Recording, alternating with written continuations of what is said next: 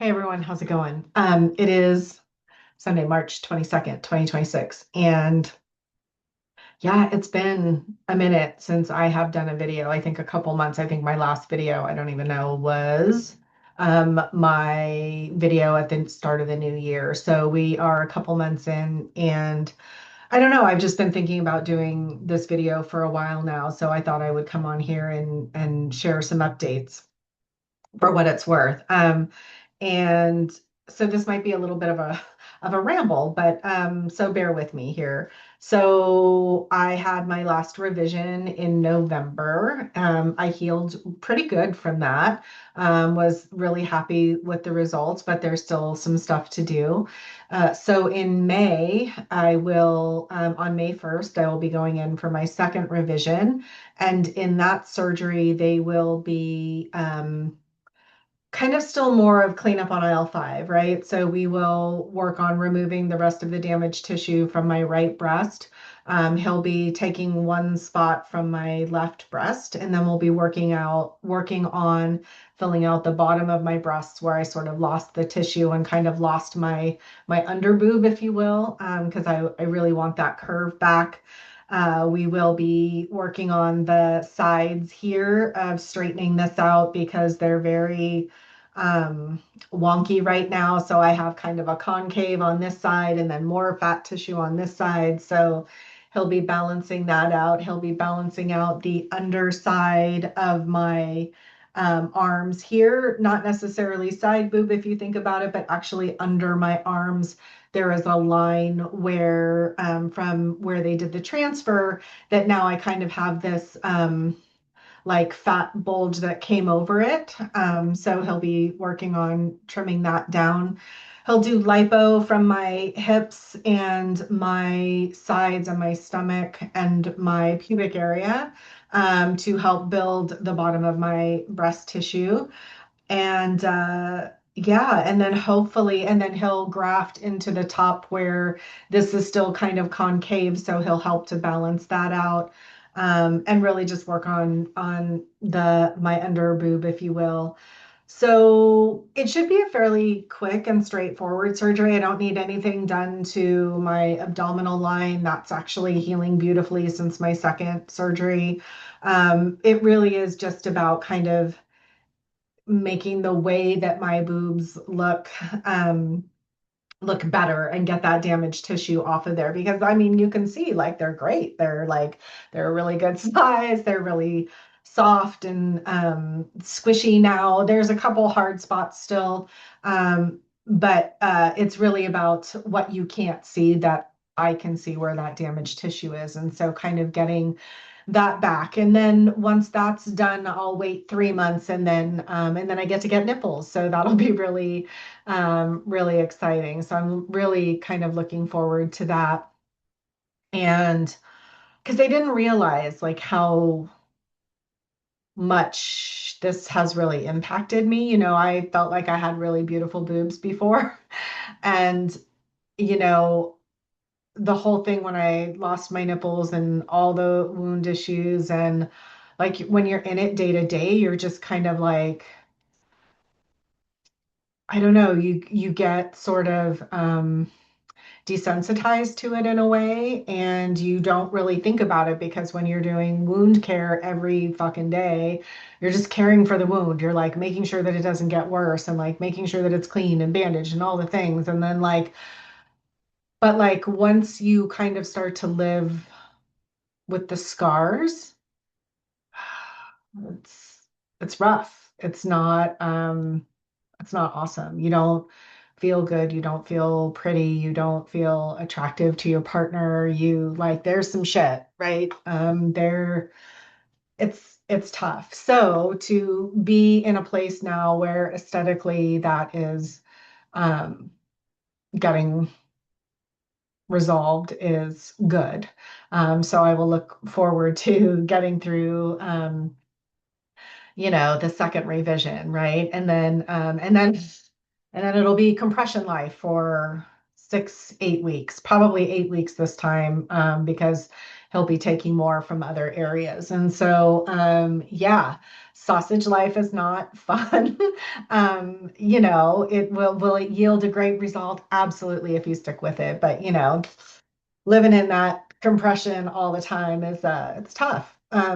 It's tough, but required. So, other things about healing. So, having this surgery, I've talked about before how big it is and the impact that it's had on your body, and of course, right, your arms and your abs and everything else. But holy fuck, you guys, like I.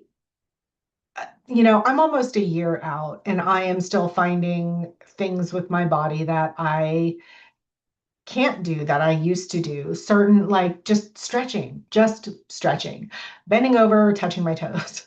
That takes a lot for my back and my core and for my boobs to have gravity to them and, and the weight of them on my chest, right? Like it's all very different,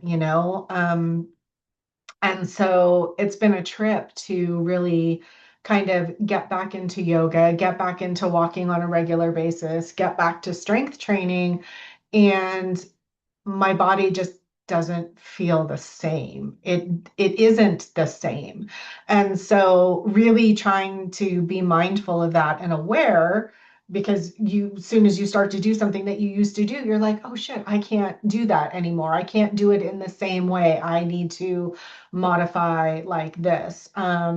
It's really humbling, right? And the human body is amazing. Like I have learned a lot about my body, about the human body, about how we heal and recover, what it wants to help it heal and recover. And so that's been a really interesting journey as well. And so, um, yeah, so it's been really interesting trying to get back into all of these things and like even walking on a regular basis, swinging my arms, right? Like I couldn't move my arms or didn't have a lot of movement in my arms for a couple of months. And then the movement that I did have started very limited, right? They don't want you to have frozen shoulder, but your muscles have all been cut and transferred and like sore and new things are happening. So, even just the simplest things of like walking in a regular cadence and moving your arms is just really interesting. Stretching your arms above your head. Like I know we've kind of talked about this in other videos, but like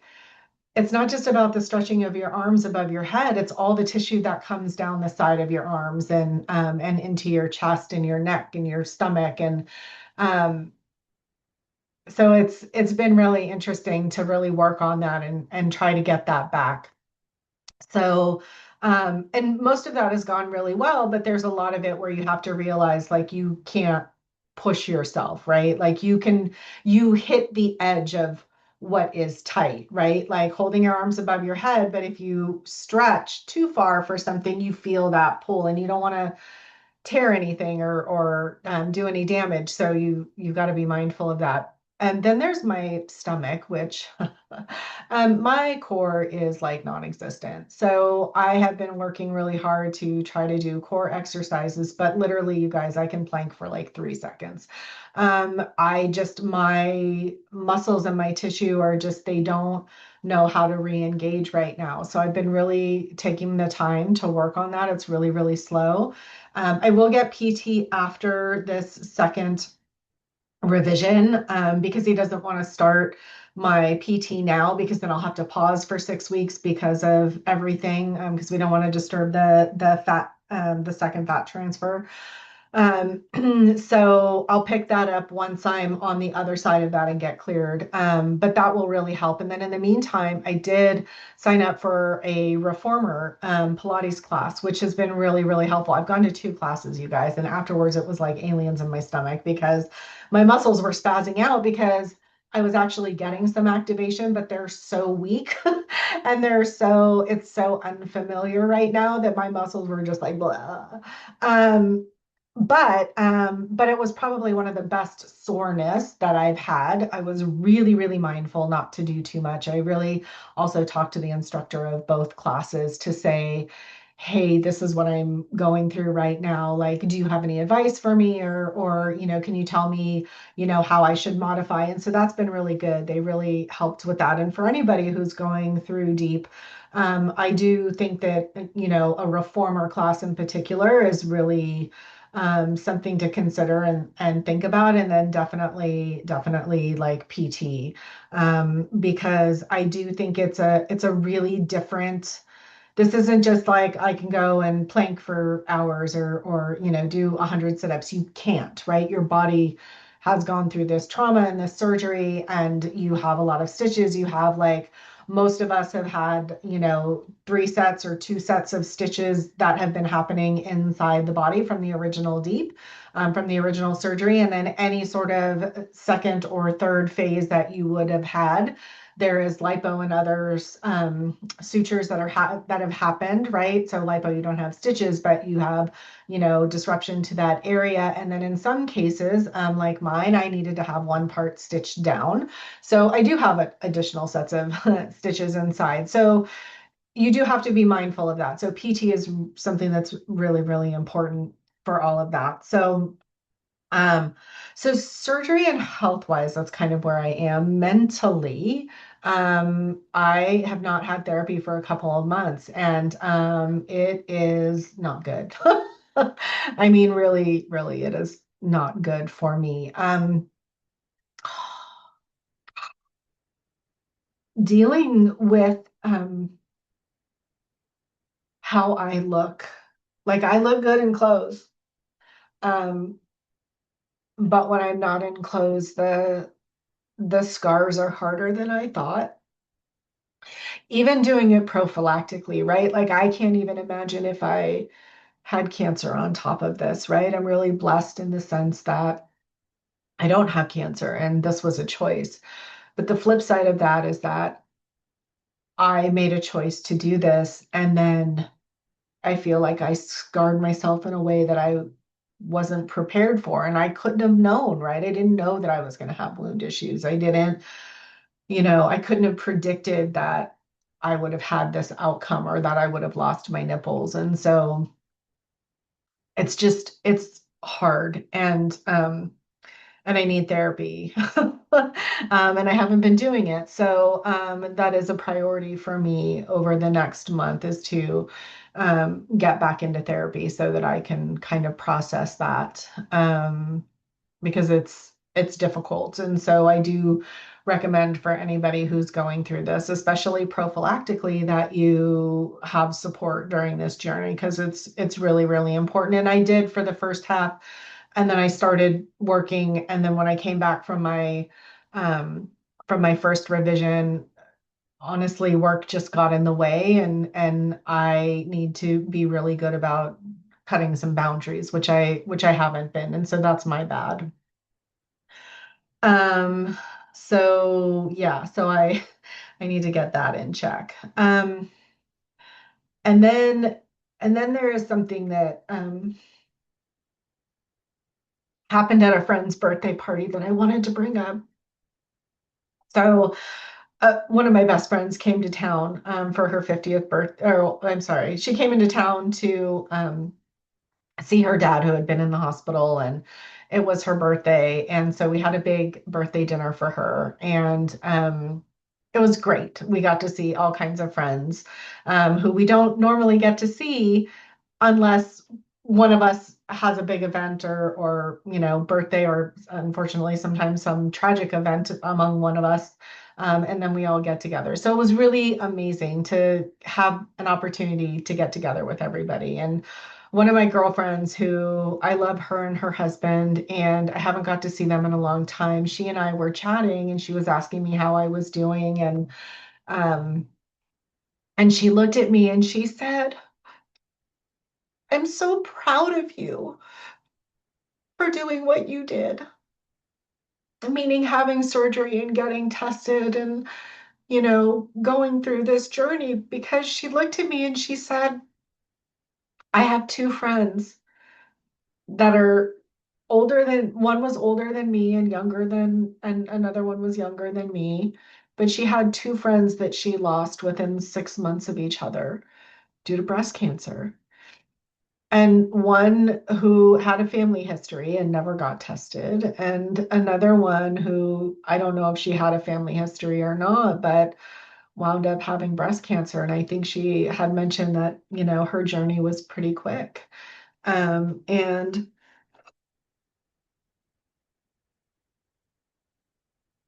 it was really sad to hear that she had two friends that she lost within 6 months of each other. And, but to hear her say that she was proud of me, just, I don't know why, it just struck me as, I don't know, something so special because I didn't do this for accolades or kudos, or I did it because I didn't want to be one of those women. I did it because my mom didn't have a choice to know, to prevent. Um, and I did.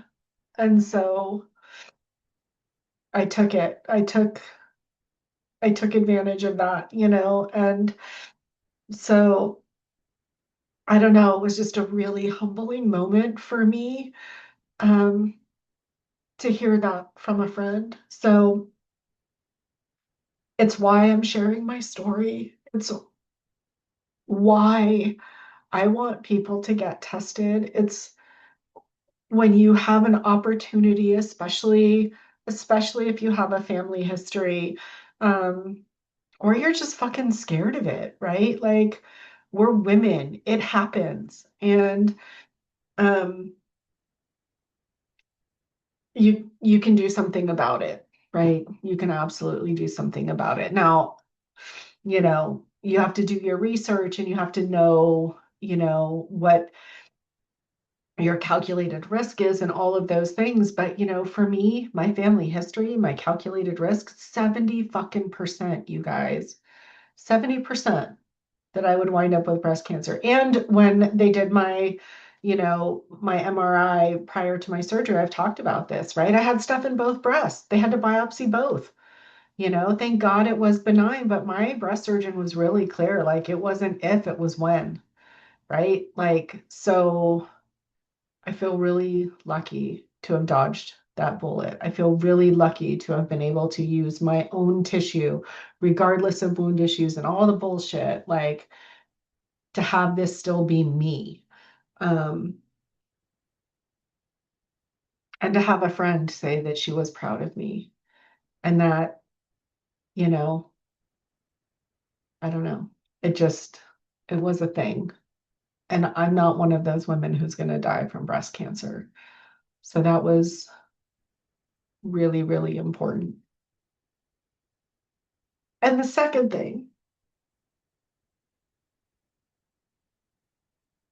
been cleaning house lately and I found a videotape of my mom's wedding to my stepdad from sometime in the 80s. And I didn't know if it was going to be good or bad, so I took it to Shutterbug camera here in Santa Rosa, and they were able to transfer it to a flash drive so that I could watch it. And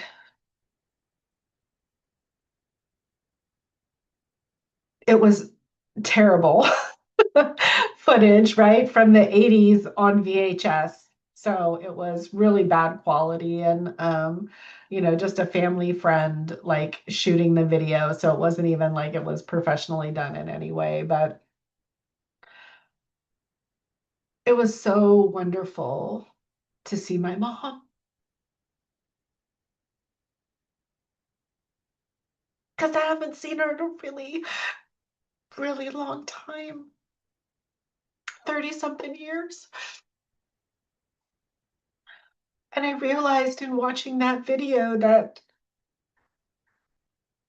that was a time in her life where she was healthy and she was really happy, obviously, getting married, and it was so awesome to like watch her in this video. be happy and in love and all of the things and just our little interactions and her with my brother and her with her parents and she was gone 8 years after that. That's how fast it went. 8 years. It's not a long time. And I was watching this video and I was like, if I only knew then what I know now.